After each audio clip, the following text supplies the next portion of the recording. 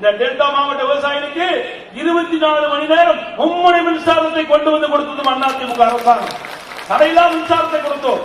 அப்பொழுதுதான் அவர்கள் முழுமையாக அவருடைய வயலுக்கு நீரை பாய்ச்சி விளைச்சல் கிடைக்கும். அந்த திட்டத்தை கொண்டு வந்த அதிமுக அரசு. அதோட ஆதரவு குமாரமங்கலம் இடையே ஒரு தடுப்பணை வேண்டும் என்று சொன்னீர்கள். அம்மா இருக்கிட்ட கூட அந்த அணையை சாங்ஷன் பண்ணி நான் பொதுப்பணித்துறை அமைச்சராக இருக்கும் போது 400 கோடி ரூபாய் மதிப்பீட்டிலே அந்த திட்டத்தை கொண்டு வந்த அதிமுக அரசாங்கம். இப்படி ஏராளமான திட்டங்களை நாங்கள் கொண்டு வந்திருக்கின்றோம். அதோடு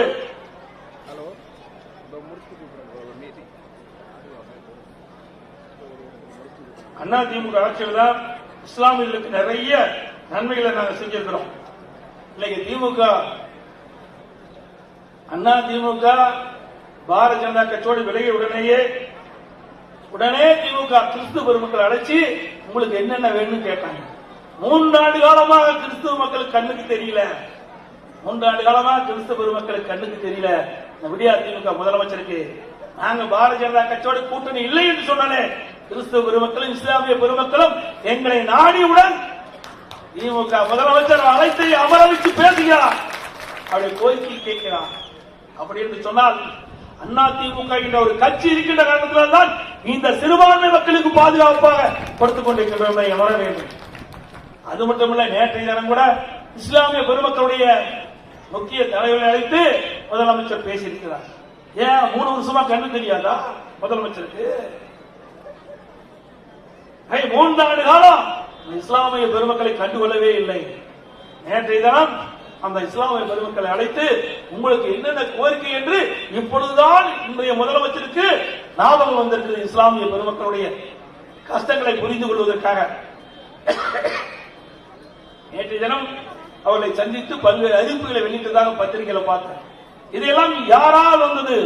அனைத்து இந்திய அண்ணா திராவிட முன்னேற்ற கழகம் என்ற கட்சி கேள்வி கேட்டதனால் வந்தது. அதே கிறிஸ்தவ பெருமக்களுக்கும் இஸ்லாமிய பெருமக்களுக்கும் தேவையான நன்மைகளை இந்த அரசு கொடுக்க வேண்டும். தேர்தல் நேரத்திலே நீங்கள் வாக்குறுதி கொடுத்தீர்கள். கிறிஸ்தவ பெருமக்களுக்கும்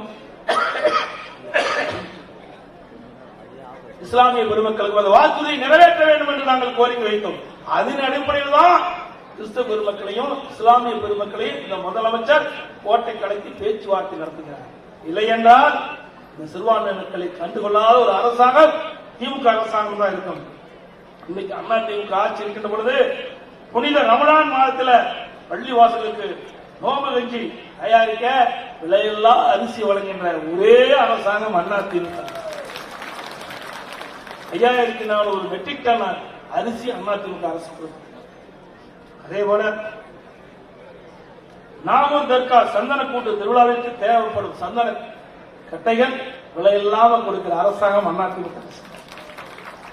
2018 வரை ஹஜ் புனித பயணம் மேற்கொள்ளும் இஸ்லாமிய சகோதரர்களுக்கு மத்திய அரசு மானியமாக வழங்கி வந்ததை நிறுத்திவிட்டது. உடனடியாக இஸ்லாமிய பெருமக்கள் இடத்தில் இருந்து கோரிக்கை வைத்தார்கள். ஆக அந்த மானியம் தொடர வேண்டும் என்று கோரிக்கை வைத்தார்கள். அம்மாவுடைய அரசு 2019 முதல் அம்மாவின் ஹஜ் புனிதம் மேற்கொள்ள 6 கோடி கொடுத்து வந்ததை 12 கோடியாக உயர்த்தி வழங்கிய அரசாங்கம் அதிமுக அரசாங்கம். இதனால 2021 மட்டும் 8166 இஸ்லாமிய பெருமக்கள் ஹஜ் புனித பயணம் மேற்கொள்வதற்கு துணை நின்ற அரசாங்கம் அதிமுக அரசாங்கம். அதே போல ஹஜ் புனித பயணம் மேற்கொள்வதற்கு இன்னைக்கு தமிழ்நாட்டிலிருந்து பல்வேறு இடங்களிலிருந்து சென்னைக்கு வந்து அங்கிருந்து செல்றாங்க, அங்கிருந்து போகிறாங்க.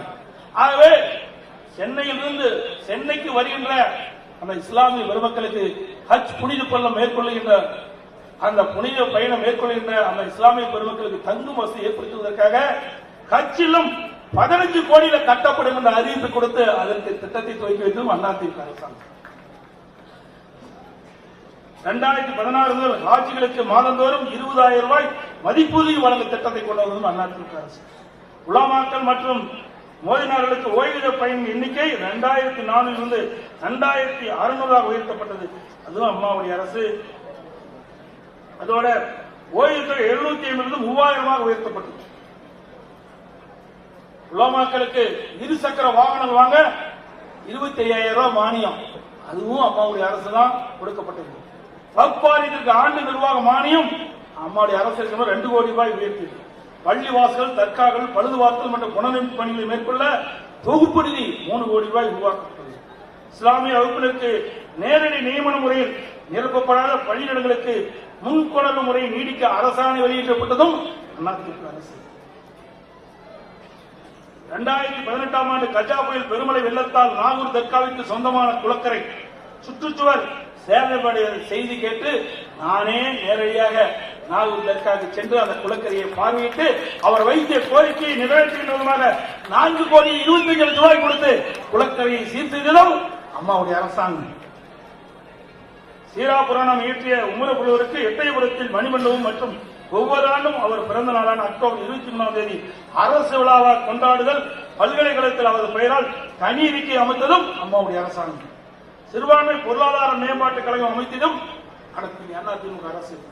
தமிழ்நாடு அரசு பணியாளர் தேர்வாணையத்தின் தலைவர் முதல் இஸ்லாமிய சமுதாயத்தைச் சேர்ந்த பெண்மணி திருமதி காஷ்மீர் அகமது IAS ஒருவரை நியமித்த பெருமைப்படுத்தியது அதிமுக.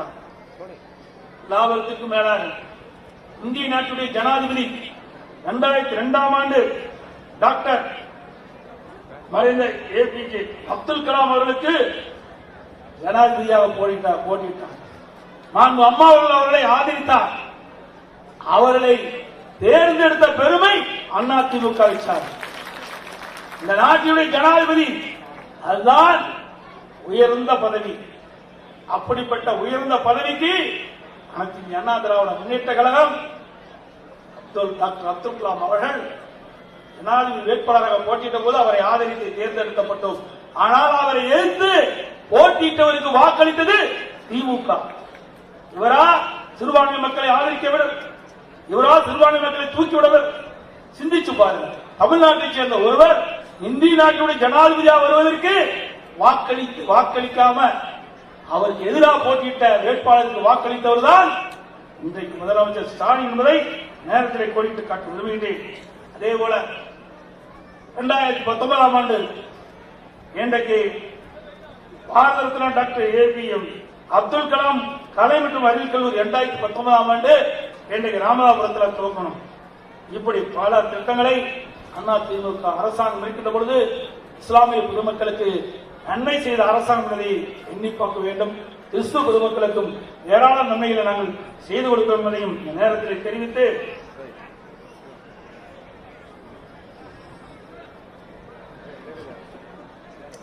அனைத்து இந்திய அண்ணா திராவிட முன்னேற்ற கழகத்தினுடைய அவைத்தலைவர் இஸ்லாமிய சமுதாயத்தைச் சேர்ந்த இஸ்லாமிய மதத்தைச் சேர்ந்த தமிழ் மகன் உஷேன் அவர்கள் அதிமுகவுடைய அவைத்தலைவராக இருக்கிறார். திமுகவில் ஒரு சிறுபான்மை மதத்தைச் சேர்ந்தவர் எந்த பதவியிலாவது இருக்கிறாங்க தலைமையில சிந்திச்சு பாருங்க. இதையெல்லாம் இதற்காக சொல்லிட்டு சொன்னால் ஒவ்வொரு தேர்தல் வருகின்ற பொழுதும் சிறுபான்மை மக்களை ஏமாற்றி வாக்குகளை பெற்று குடும்பத்தைச் சேர்ந்தவர்கள் ஆட்சியில் வருவதற்காக சிறுபான்மை மக்களை ஏமாற்றி தந்திரமாக வாக்குகளை பெறுகின்ற கட்சி திமுக கட்சி என்பதை நீங்கள் உணர வேண்டும் என்பதற்கு நேரத்தில் தெரிவித்து